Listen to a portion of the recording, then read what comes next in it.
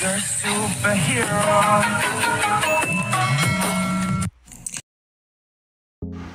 Ayun, so another day, another house. So meron na naman po tayong pupuntahan na napakagandang bahay na pwede rin mapasayo. Gusto mo ba magkaroon ng ganito? Single detached na bahay dito lang sa Lipa, Batangas. Okay? So dito sa Lipa, napakalamig, napaka-presko. Pwede rin dito sa subdivision na Lipa Real. So this is Alicia Model by Hestia Properties, guys. Papakita ko lang sa inyo, quick vlog lang po ito. So tara, meron po siyang high ceiling. Yan. Actually, itong bahay na to hindi pa po tapos ha. Ongoing pa po yung construction. Minute ko na lang para hindi nyo marinig yung mga ginagawa. So ayan po siya. Ayan, dito pa lang wala pang mga gamit, kita mo na na napaka-elegant ng tingnan, no. So ito po ang ating magiging dining area. So yung kanina ating living area. So ang ganda ng floor plan niya. All in all, we have 4 bedrooms and 3 toilet and baths.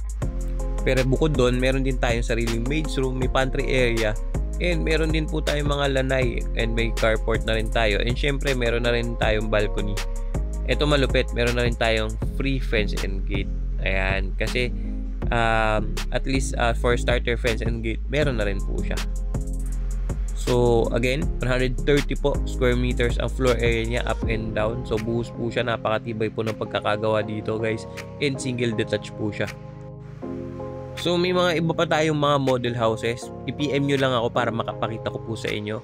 Then ito naman po ay 20% lang naman po ang ating down payment. And syempre meron po tayong reservation fee para makita natin yung inyong commitment kung gusto nyo talaga magpagawa ng bahay. Tara na! So ito po paligid dito sa Lipa Royal. Meron pa din tayong mga lots dito na pwede pagtayuan ng gusto mo pag ito yung gusto mong bahay, guys. So akit naman po tayo sa ating second floor. Yan, as you can see, guys, naka wood tiles po tayo. Ayan. So ikaw na lang at gamit mo na lang po ang inaantay para makalipat, guys. Ayan, so yung way pong yon ay papunta po sa ating balcony. Yan, so ito po ang ating first bedroom. So wide po siya, yan, guys. Malawak din po siya sa personal.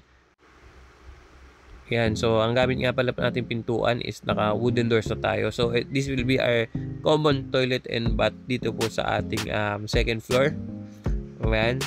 Then ito naman po, nakalak lang po siya pero kamukha siya nung kwarto dun sa nauna. And then syempre ito ang ating master's bedroom. Sa ating master's bedroom, guys, meron po tayong sariling walk-in closet dito. And may sarili pong CR ang ating master's bedroom. Ayan. Ng ating sariling CR sa kanya. So ayan, napakaganda. So wala ka nang isipin. So ayan, oh, para en grande yung dating mo pag naglagay ka pa ng isang malaking chandelier po dyan, mga kabahay. So dito naman po sa ating balcony, yan, as you can see, yan, napakaganda na simoy ng hangin dito. So wala na akong sasabihin pa, guys. Invest now while it's early or buy higher later. Maraming salamat po, mga kabahay. Ayan, so message nyo lang po ako. Maraming salamat. Thank you. God bless.